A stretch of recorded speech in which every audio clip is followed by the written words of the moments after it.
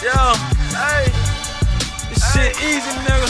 Hey, all I'm talking about, nigga, I'm still out here trying to get it. Contender Regime Boxing checking back in with y'all, man. What's good? So I wanted to touch on Edgar Berlanga's performance last night versus Alexis Angulo.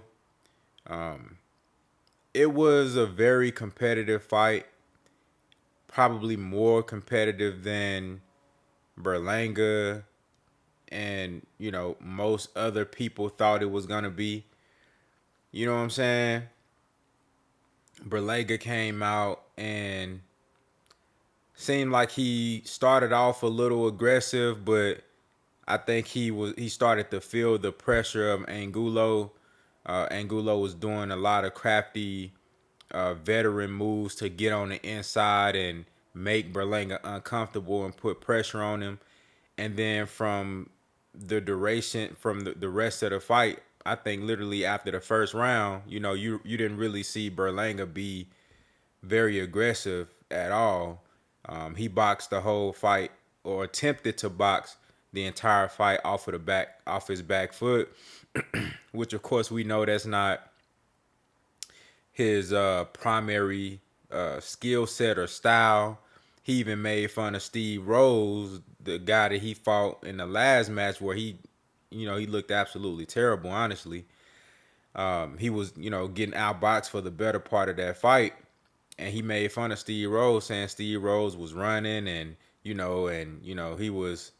wasn't engaging and he wasn't fighting, but literally Berlanga pretty much fought the same way, but he didn't do as good of a job of boxing as, let's say, a Steve Rose. His jab is just really non-existent. If he's gonna incorporate this type of style in his repertoire, he gonna have to get better with his jab, and he just gonna have to develop more as a defensive and an offensive fighter. Just overall, Berlanga need a lot of work.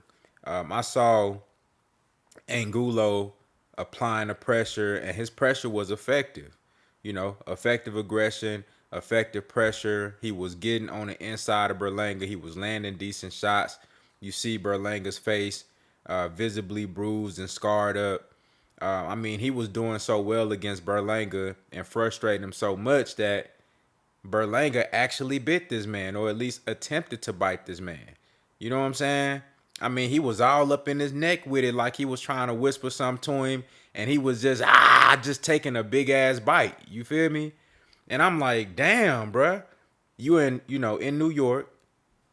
It was a Puerto Rican night. You had two guys on the undercard that brought Berlanga and Angulo out. Both of those guys was from Puerto Rico. You had Fat Joe, who I believe is, a Puerto Rican. You know what I'm saying? And you got all your people there. You know what I'm saying? You got your family there. This was just not a good look.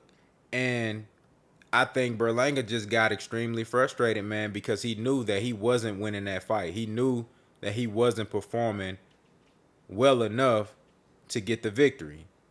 And it didn't seem like he had no dog in him, because he resorted to that as opposed to actually fighting, as opposed to actually punishing Angulo for causing him so much discomfort.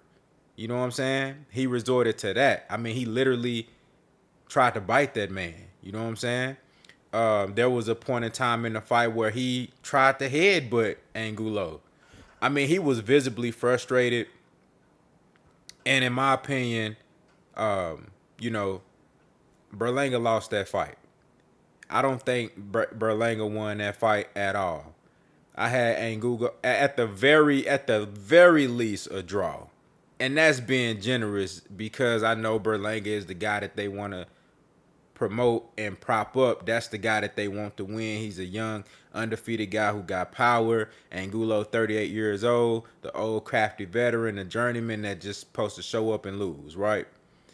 But that the scorecards were terrible, absolutely egregious, and shit like this happen too often in boxing. Lately, I feel like we've been getting, scorecards been okay, but like stuff like this, I mean, ridiculous. Ain't no way Berlanga won that fight. You know, he was trying to box off with a back foot, but he wasn't landing enough effective punches, and his work rate wasn't high enough. His punch output wasn't high enough for him to get the victory over Angulo. I thought that he almost got pressed out of there. You know what I'm saying? He almost got pressed out. Angulo just didn't land that perfect shot, to hurt him bad enough and just press him all the way out fully. But I thought he did enough, more than enough, to get the victory in that fight. You know what I'm saying? It was a 10-round fight. I had Angulo winning minimum 6 rounds. You did what I'm saying? Minimum 6 rounds. I thought he maybe won 7. But I wanted to point all of this out to say that Berlanga, I know they gonna have to, like, ESPN Top Rank, Berlanga, his team, they gonna have to figure something out, because I think the jig is up. People see that, okay, if this guy can't use his power to get the victory, if he can't knock, because ever since he started to step up in competition, he ain't been knocking guys out like that, and he's been struggling more and more and more. And people are starting to realize, like, man, look, if you can take this dude power, man, you can go in there and do something bad to him. You know what I'm saying? You can outbox him. You can outwork him. You can outskill him. He can be beaten. And I don't think it's going to take an incredibly gifted fighter to do that. I don't think it's going to take somebody that's the elite of the elite at 168 to beat this guy. You know what I'm saying? I don't think Berlanga beats, if any top 5 that you have at 168, I don't think Berlanga beats any of those guys. I don't think he's competitive with any of those guys. And I know he's still young, 25 years old. But this guy is a very limited fighter. Got a lot of power, but I just don't see his ceiling being very high. I don't see Berlanga's ceiling being very high. So they're going to have to figure something out, because I think the jig is up. And I think this ride that they trying to ride out, you can see it's a ride, because you see they made sure that he got that victory, because they want the journey to continue. They want this ride. They want to be able to sell you an undefeated power puncher who get knockouts. That's what they trying to sell to you. So they're going to make sure if they can somehow justify, which I thought that he lost clearly. So him beating Angulo, him getting the decision over Angulo is not justifiable at all, in my opinion. But it went to the card, so they can always somehow, motherfuckers gonna remember that this happened. But 2 fights from now, if he don't get his ass whooped, people ain't gonna even really think about this shit like that. You know what I'm saying? So they can kind of skate by with robbing Angulo like that. You know what I'm saying? But people are starting to realize, like, okay, this dude, if he not gonna hurt you early in the fight, or if you can survive his power, if you can take his shots, he's really not a threat like that. You know what I'm saying? And I don't know what ESPN them gonna do, but I don't know if they just gonna keep feeding him like C- guys, because that's the only way they can keep this train riding. If they just feed him C- guys, because right now he looking like very pedestrian. He looking very regular. You know what I'm saying? I know they trying to make Berlanga a star, but I just don't see it happening. I just don't see it happening. He got knockout power, and that's good. Casual fans like that type of stuff. You know what I'm saying? But he needs something else. I don't know if he need to bring another coach in, but I don't think he got the mental game. And I don't think he got the heart neither. The fact that he tried to bite Angulo showed me he ain't really got the heart. And it showed me that, he can get frustrated easily. He lacked discipline. So he's lacking a lot of the intangible things, as well as the actual skill set as well. So it's something that they gonna have to do something. They gonna have to figure out a game plan to kind of prolong this dude's career.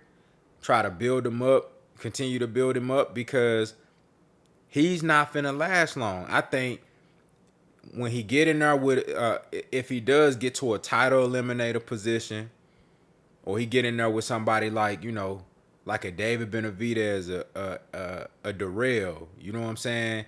Caleb Plant, when Jamal Charlo moves up, you know what I'm saying? If he's still hanging around there, we ain't even talking about Canelo, you know what I'm saying? Like anybody that's, I don't know if he can beat David Lemieux. You feel me? I don't know if Berlanga beats David Lemieux. It's a lot of guys at 168 that I think that are just, have their way with Edgar Berlanga. He just not that. Everything that they trying to make him out to be, he just not that. And I wish him the best. I like to see knockouts. I like, when he was doing this thing, I was excited. You know what I'm saying? I was like, okay, you know what I'm saying? This dude, he got real power. Like, he touching motherfuckers, they going to sleep. But now I'm starting to see, and then when you behave like that, you in the ring biting. I'm not a fan of that. You in the ring biting on grown mans and, putting your mouth on them and stuff like that. I'm not into that. You know what I'm saying? So it made me look at you different. And then on top of that, you struggling with guys who you supposed to beat. You feel me? So y'all let me know what y'all think down in the comments. What did y'all think about Berlanga's performance? And what do you think about his potential going forward? Has his upside diminished over these last couple of fights, in your opinion? You know what I'm saying? Do you think he's a limited fighter like I do? Or do you think this is something that they can work out? He can figure it out, get new coaching, develop his skill set more, and be the guy that ESPN and Top Rank is pushing to the public that he is. Do y'all think he can still become that? Y'all let me know what y'all think, man. Contender regime boxing. I'll holler at y'all boys, man.